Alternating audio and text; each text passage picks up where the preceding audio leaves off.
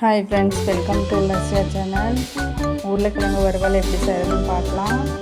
அடுப்பத்தை வச்சுட்டு ஒரு பாத்திரத்தை வச்சுட்டு அதில் 1 லிட்டர் தண்ணி ஊற்றி கழுவி கட் பண்ண உருளைக்கிழங்கை சேர்த்துட்டு உப்பு சேர்த்து மூடி போட்டு வேக விட்டுடலாம். இது ஓரளவுக்கு வெந்தால் போதும், ரொம்ப வேக வேணாம். தோல் நீக்கிட்டு பொடி பொடியாக கட் பண்ணிக்கலாம். இது கூட்டி உருளைக்கிழங்கா இருந்தால் குழையாமல் இருக்கும்.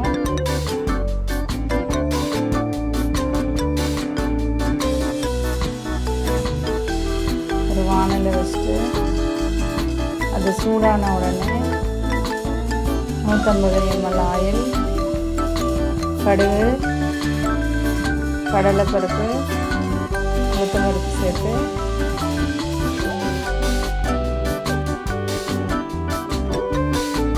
தாளிச்சுக்கலாம்.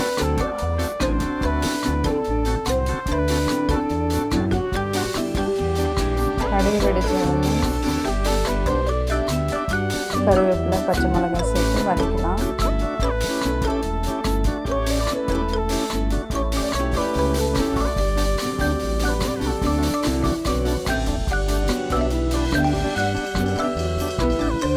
கட் பண்ணி வச்ச 400 கிராம் ஆனியனை சேர்த்துக்கலாம். நான் சோம்பு போட மறந்துட்டதுனால ஓரமாக இருக்கிற ஆயிலில் 1 ஸ்பூன் சோம்பு போட்டு தாளிச்சுப்பேன்.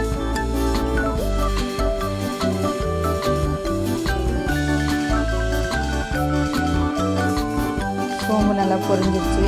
இதை ஆனியன் கூட சேர்த்து நல்லா மிக்ஸ் பண்ணிக்கலாம்.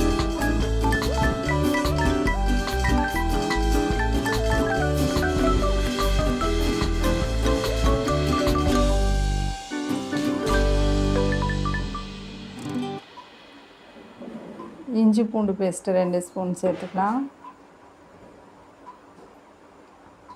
அது பச்சை வாசனை போகிற அளவுக்கு நல்லா வதக்கலாம். இஞ்சி பூண்டு சேர்த்து வதக்கும்போது ஆயில் நிறையா இருந்தால் தான் பச்சை வாசனை போகும்.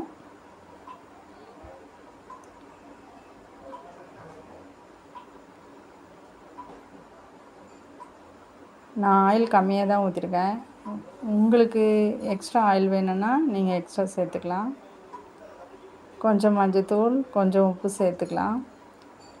நான் ஏற்கனவே உருளைக்கிழங்குல உப்பு போட்டு வேக வச்சதுனால நான் கம்மியாக உப்பு சேர்த்துருக்கேன். 1 ஸ்பூன் மிளகாத்தூள் சேர்த்துட்டு 2 ஸ்பூன் கறி மசாலா சேர்த்துக்கலாம்.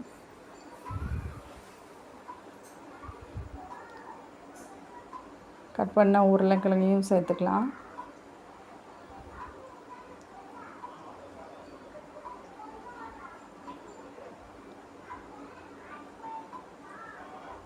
இது கூடவே 2 ஸ்பூன் பெப்பர் தூள் சேர்த்தா அது பெப்பர் ஃப்ரையாக இருக்கும்.